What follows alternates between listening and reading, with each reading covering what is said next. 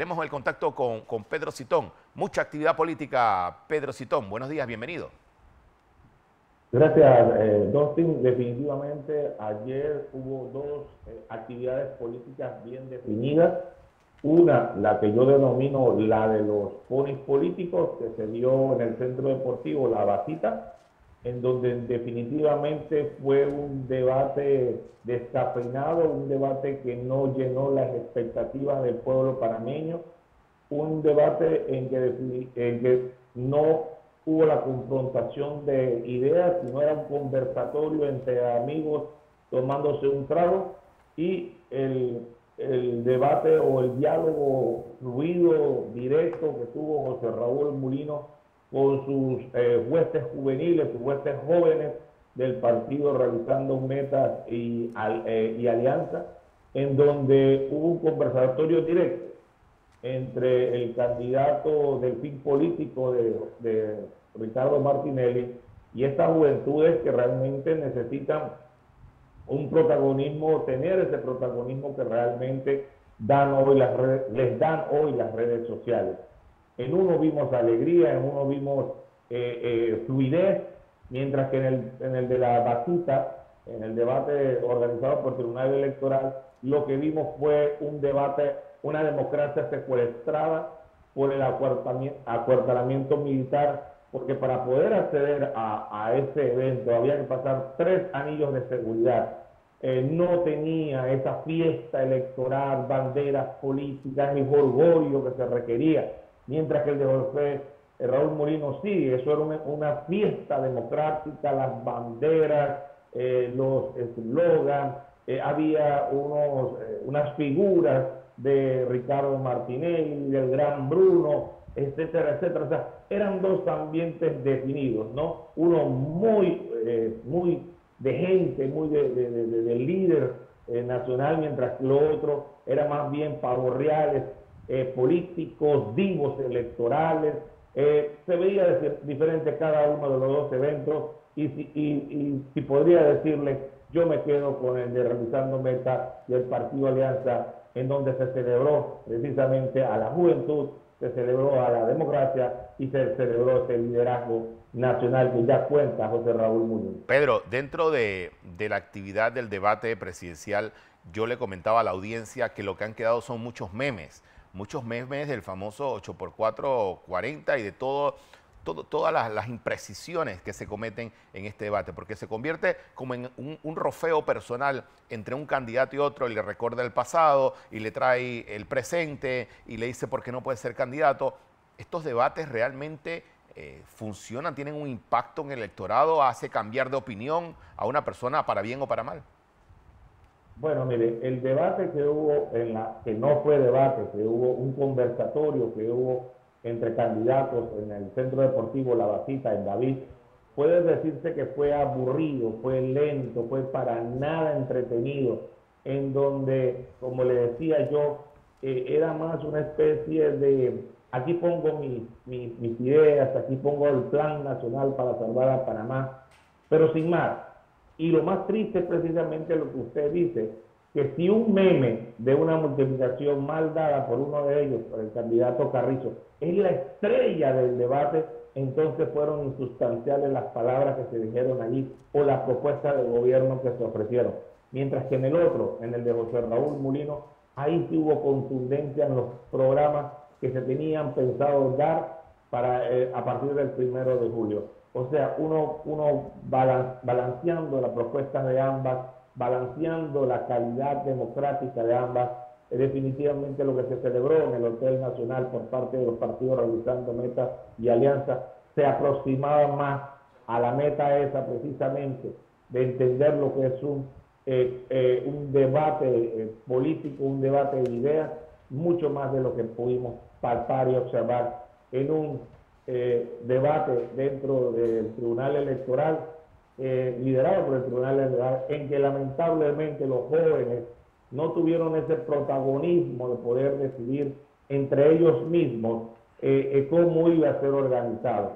Creo que hubo mucha voluntad de la gente, pero hubo poca participación fuera del sitio donde se celebró el debate, de otros sectores de la juventud chilicana.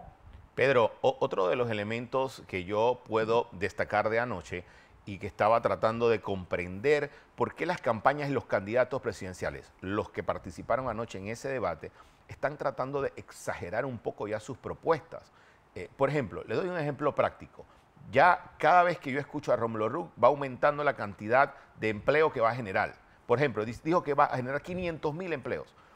El otro decía que va a generar más de 500.000 o 400.000, pero ninguno dice cómo lo va a hacer. Entonces, en esta etapa del proceso electoral, que estamos a tan solo 53, 54 días de las elecciones, las propuestas exageradas para llamar la atención del electorado, por ejemplo, como la de Gaby Carrizo, que decía va a subir el salario mínimo a $1.000 y que la gente va a trabajar menos tiempo. Ahí fue donde vino la confusión de los números. Esas propuestas casi desesperadas por tratar de ganar simpatía, ¿tienen algún efecto en el electorado faltando 54 días para las elecciones, Pedro Citón? Bueno, históricamente los debates políticos mueven el voto no más allá del 5%, pero en este caso particular ellos estaban compitiendo, era una carrera de ponis políticos, compitiendo para ver cuál ganaba y se distanciaba del resto de los ponis políticos para de alguna forma entonces poder competir con el otro candidato, el que estaba en el Hotel Nacional, José Raúl Mulino, con propuestas concretas. El hecho de que exageren propuestas no les hace el clic necesario para que de una vez el electorado se vuelque hacia ellos. Esa es la razón por que todas las encuestas siguen diciéndoles que están estancados en un 10%, mientras que en un solo mes José Raúl Mulino subió 20 puntos. El discurso de la propuesta exagerada solo cala dentro de los propios seguidores de cada líder político, de cada candidato político que se jura que ha ganado el debate, y empiezan a expresarlo así en las redes sociales para que haya entonces un impacto mediático, publicitario, de que yo gané el debate, de que yo sí soy el que va a polarizar con José Raúl Mulino y ustedes se quedaron atrás. La verdad sea dicha, no hubo ganador como tal. Yo no vi un ganador en esta ocasión clara. Me gustaron, eso sí, dos candidatos, la forma en que expresaron, uno de ellos Melitona Rocha, la otra la profesora Gordón.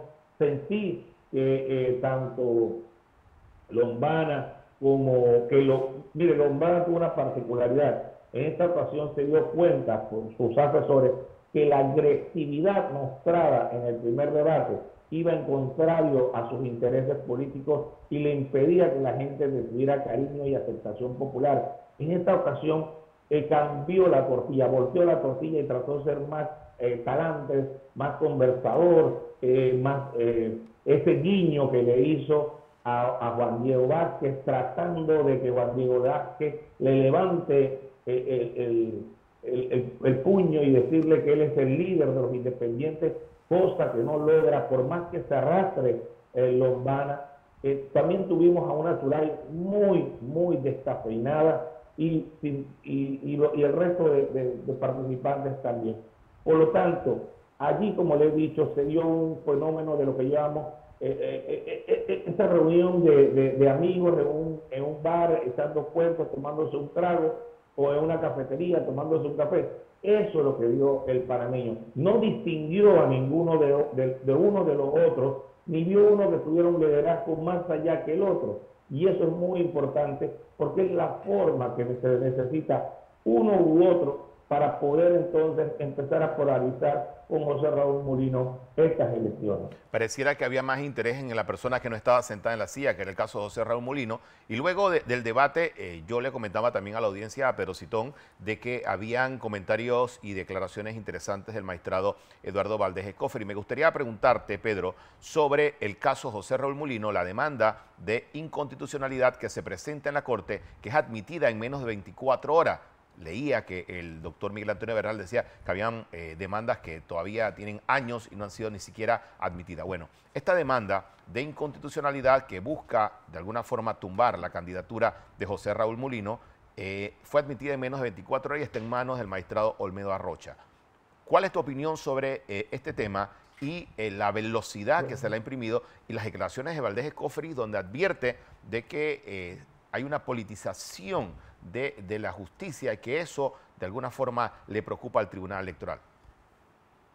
Mira, Dosi, nosotros lo hemos conversado en su programa de tertulia política en las tardes, La Otra Verdad, cuando hemos dicho reiteradamente que hay una guatemalización de la situación política, en primer lugar, de Ricardo Martinelli, en donde impidieron de todas las formas que él accediera al poder, que él pudiera participar de unas elecciones y accediera al poder.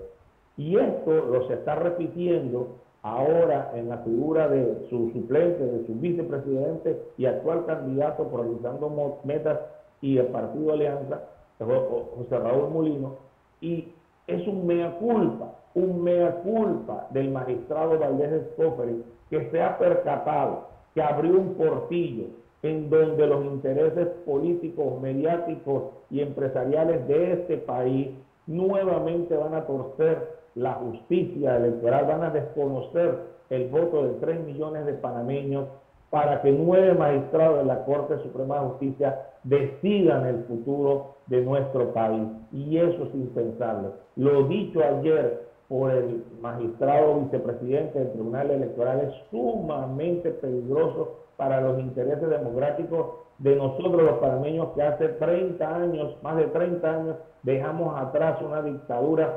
dejamos atrás esas prácticas mafiosas que pensábamos que habían sido ya sobrellevadas, pero no, siguen manteniéndose enquistadas en la Corte Suprema de Justicia y hasta en el propio Tribunal Electoral. Porque lo que debió pasar, estimado Dustin, era que el Tribunal Electoral debió permitir, como establecía la ley, que Ricardo Martinelli fuera candidato y luego ya después, del 5 de mayo, si ganaba las elecciones, decidir si era o no proclamable para optar por el cargo de presidente de la República. Como se enredaron en la pata de los caballos, ahora tienen este problema y ahora tienen miedo de que pasen a la historia de la misma manera que pasaron los magistrados Yolanda Pulice y eso Rolando Murgas y todos esos magistrados que en su momento se dieron ante las botas y no contaron los votos. Eso es lo que está sucediendo ahora, que se están cediendo ante los prochains de los ricachones de este país, de la gente políticamente alta de este país, de los sectores mediáticos, y se están olvidando de los panameños de a pie, de esos panameños de cutarra, de esos panameños de chancleta, que diariamente, y de botas, que diariamente van a trabajar por el bienestar de este país. Hoy por hoy, José Raúl Mulino es el candidato presidencial de Realizando Metas y de Alianza, y no debe haber de ninguna manera ningún pronunciamiento, porque los tiempos lo están forzando, estimado Dosti, por una Corte Suprema liderada por una general como es María Eugenia López Arias. Ya lo vimos en el caso de Ricardo Martinelli cuando infamemente fue condenado en el caso New Business, rompiéndole todo y cada uno de los paradigmas de los derechos humanos y del debido proceso. Hoy se está repitiendo. La diferencia es que en esta ocasión, abogados como usted menciona, Miguel Antonio Bernal, abogados como Ernesto Cedeño, abogados como Juan Diego Vázquez, de connotaciones políticas distintas a las que nosotros denunciamos en su momento, ahora se están uniendo a nosotros en esa denuncia ciudadana de respetar la voluntad popular, porque eso era lo que nosotros casi solitariamente hacíamos. Pedíamos que se respetara el debido proceso y pedíamos que se respetara la democracia. Pedro, mire el escenario que se presenta ahora. Y esto es para analizarlo, porque lo que está ocurriendo es algo bien serio y pone en peligro, yo estoy seguro, que la estabilidad democrática del país. Si la Corte Suprema de Justicia, el magistrado Olmedo Arrocha, no actúa en derecho y actúa de manera política, que es el temor que existe, imagínese que se quede el partido Realizando Metas y el partido Alianza sin un candidato a la presidencia de la República. Que usted, el candidato que va marcando de primero en las encuestas, también saldría, en el caso de José Raúl Mulino. Ya ocurrió con el caso de Ricardo Martinelli. ¿cuál sería el papel y la posición del Tribunal Electoral si la Corte Suprema de Justicia le tumba una decisión de acuerdo de sus 3 magistrados, que son sus 3 figuras más importantes? O sea, el derecho electoral versus el derecho de la Corte Suprema de Justicia en un manejo irregular a pocos días de las elecciones. Esto era impensable, Pedro Citón. Mire, es lamentable el cinismo y la caradura mostrada por el vicepresidente, magistrado vicepresidente del Tribunal Electoral, Valdés Escofel, cuando él dice que ellos tienen todo el tiempo del mundo para hacer las papeletas. Imagínense usted lo que ellos piensan, hacer papeletas. Ellos no están pensando en construir democracia, sino en hacer papeletas. Mire, en primer lugar, yo desconfío plenamente. Para mí no tienen legitimidad ninguna las actuaciones de la Corte Suprema de Justicia. Lo demostraron en el pasado, lo están demostrando hoy. De que solamente el haber admitido esa demanda de inconstitucionalidad por parte del magistrado Arrocha, que todos sabemos que fue nombrado en el gobierno de Juan Carlos Varela, que era ficha política del Partido Panameñista, que era un hombre muy cercano a esos intereses particulares, y que fue nombrado precisamente para que tuviera ese protagonismo dentro de la Corte Suprema de Justicia, no debió haber siquiera admitido esa demanda que no cumplía los requisitos básicos, y el requisito básico es que tenga la confrontación de lo que se acusa de inconstitucional o una norma constitucional, porque lo que aquí se está disputando realmente es un tema de interpretación de la ley. Si el vicepresidente es un suplente o no es un suplente, si el presidente debió pasar por primarias o no debió pasar por primarias para ser candidato. Ese no es un tema constitucional. Y la interpretación privativa de la ley electoral la tiene el Tribunal Electoral, no la Corte Suprema de Justicia. El magistrado Arrocha se sobrepasó en su actuar público como magistrado de la judicatura. Pero eso tiene que ser renunciado oportunamente. Ahora le corresponde dar opinión al procurador de la Nación, un procurador de la Nación que acaba de ser ratificado por este gobierno dictatorial civil del presidente Nito Cortizo. Pedro, le tengo una pregunta en este tema. En cierto caso, si en un momento dado el magistrado Arrocha toma la decisión de que admite esa demanda, como en efecto lo hizo, tendría que someterlo al Pleno, un proyecto de fallo. ¿Cómo funcionaría esto para darle un poco de orientación a la audiencia? Mire, estimado, usualmente las demandas de inconstitucionalidad, y una prueba de ello fue la que se le puso en contra de la candidatura de la señora Marta de Martinelli en las elecciones del 2014, se demoraron hasta 3 años y medio, o sea, después de las elecciones fue resuelta, ¿verdad? Ahora quieren resolver esto a tambor batienta como lo resolvieron con el tema minero. ¿Y por qué? Porque están apresurando los tiempos y ellos se juran que van a llegar antes del 5 de mayo declarando la inconstitucionalidad de la candidatura de José Raúl Mulino. Y eso es altamente peligroso. Ya el ex magistrado Arturo Hoyos en su momento recalcaba que había jurisprudencia suficiente de parte de la Corte Suprema de Justicia que decía que los procesos electorales se debían surtir en la esfera electoral y que los efectos de las sentencias de inconstitucionalidad de la Corte Suprema de Justicia sobre temas electorales se deberían ver después de esa elección. Eso es la jurisprudencia que existe actualmente.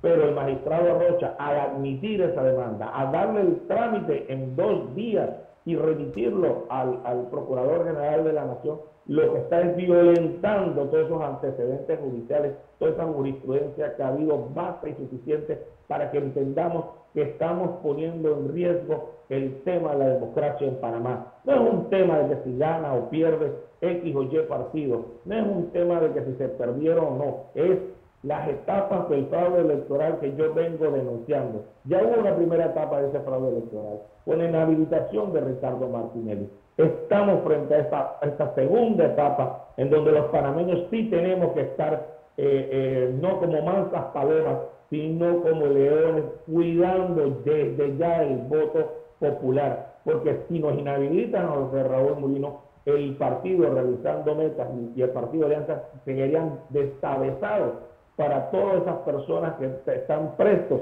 a candidaturas de diferentes. Mire si el fraude sería mayúsculo, que candidatos a representantes, alcaldes y diputados también se verían afectados por parte de esa supuesta trágica decisión que van a tomar los magistrados de la Corte Suprema de Justicia. Nosotros los ciudadanos, así como fuimos en el tiempo del fallo de la Corte Suprema en el tema minero, así debemos pernoctar y hacer vigilia dentro de la Corte Suprema de Justicia para exigir que se respete la voluntad popular, porque 9 magistrados, les repito, no pueden estar por encima de 3 millones de panameños. Muchas gracias, Pedro Citón, analista. Recuerde, hoy a las 3 de la tarde estaremos en La Otra Verdad con Pedro Citón analizando este y otros temas. No se lo puede perder por la pantalla de Nexo.